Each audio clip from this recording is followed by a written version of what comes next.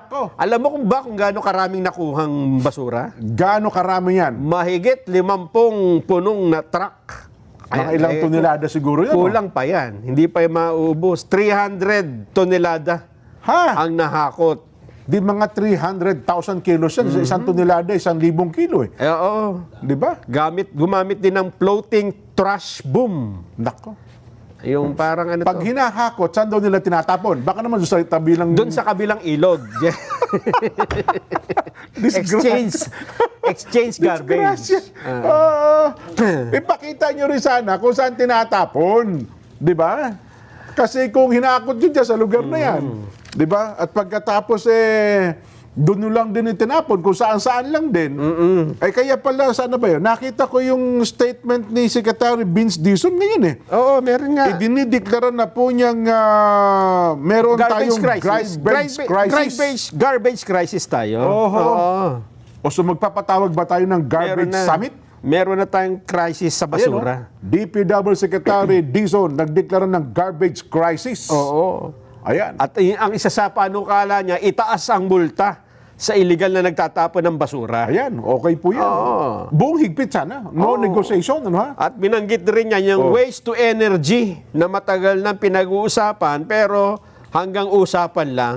Wala. Walang nagtatagumpay na waste to energy sa Pilipinas, Nelson. Kaya tama yung nabasa ko kanina dyan na itong paglabas na ito ng ganyang karaming basura, ito ay nagpapakita lamang ng matagal na panahong pagwawalang bahala, pagpapabaya ng gobyerno sa tamang garbage management. Pako, totoo O, yan. hindi po pwedeng ito ay sa tao mo lang isisisi. Oho. Kasi ang mga tao, susunod dyan kung may mga batas eh. Totoo. At kung mayroong mga nagpapatupad.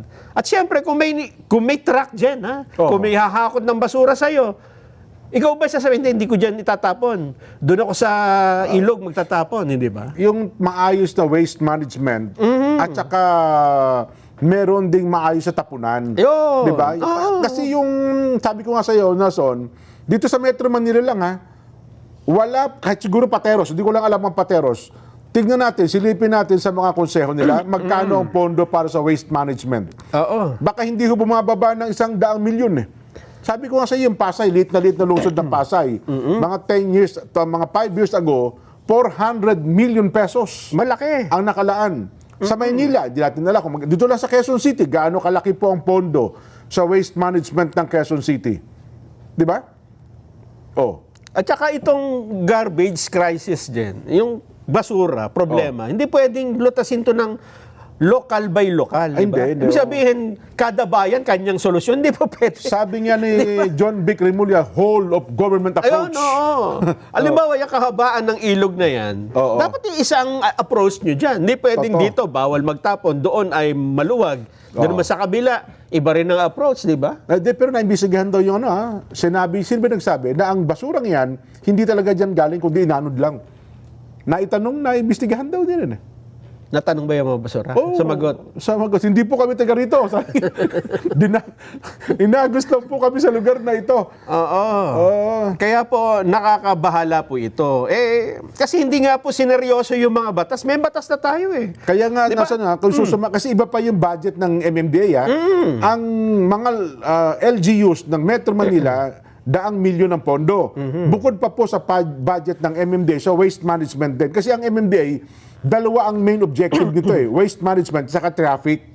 So, yan talagang pangunahing trabaho ng MMDA. Oo. Kaya pagka nagkaganito, Jen, huwag mo lang ituturo ang mga tao. Anong ginawa ng gobyerno, di ba? Yes. O anong ginawa ng MMDA? Anong ginawa ng DNR? Tako, speaking of DNR, hanggang ngayon, Nelson, Oo. hindi pa po lumalabas si Secretary Mitch Cuna na nanawagan may sakit tayo. yata, may sakit. Oo. Anong sakit daw? Sinisipon. Ayun nga, huwag muna kayo lumabas, Secretary. Diyan lang kayo standby. Baka manghawa pa kayo O meron tayong Ecological Solid Waste Management Act, Republic Act 9003.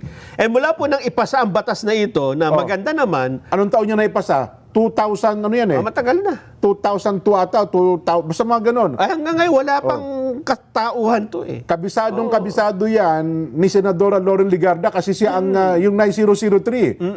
Tapos sinundan niya ng wastewater, Clean Water Act.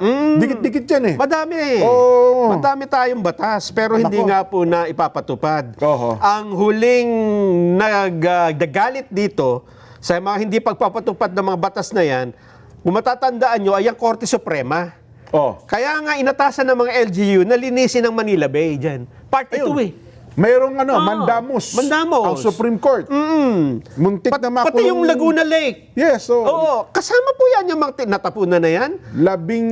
kung di ako nagkakamali, mga 20 ahensya sa ngayon ng pamahalaan, pati LGUs. Kasama yan sa pinapalinis at pinapaayos dahil may batas nga hindi naman natutupad. At buwan-buwan, dapat nagre-report ng mga, aywan ko lang kung meron pang updated ngayon na report ukol doon sa Mandamos ng Supreme Court. At yan po, ang naging anak nun, nung utos na yon ay yung Dolomite Beach, di ba? Dolomite Beach. Oho. Na ngayon ay pinupuna. Oho. So, ang mas gusto nila yan, basurang nakadisplay compare sa Dolomite. Ayun ang sabi yun. Nakita ninyo yung mga picture na punong-puno. Oo. Yung kanal, punong-puno ng basura. Hindi naman galing sa Parañaque, galing sa ibang lugar yun. Siya may Nakita mo sabi, na? siya may sabi Sino nun. may sabi? Paki-zoom in mo. Pangulong Bongbong Marcos. Ay, si Pangulo mo may sabi niyan? Hindi ba ka naman finid lang sa kanya? Oho. Hindi, nakausap yata niya eh. Ayun. Kayo talaga, okay. Ay, nako. So, sapagkat meron tayong crisis na, Son, diniklara na po ni Secretary Vince Dizon. Pero dapat na nagdideklara nito, DNR, no? Ano gagawin natin kung may crisis? Ano ba si Vince Dizon? DPWH ito eh. Oo nga, Department of Public Works and Highways. Medyo hindi masyadong Kung environment, eksakto sa kanya. No? oo. Kasi garbage problem, talagang environmental problem yan. No? Oo nga, no? Ang DPWH, isa lang sa parang coordinating agency. Kung waste ang pag-uusapan, Tama, di ba? oo.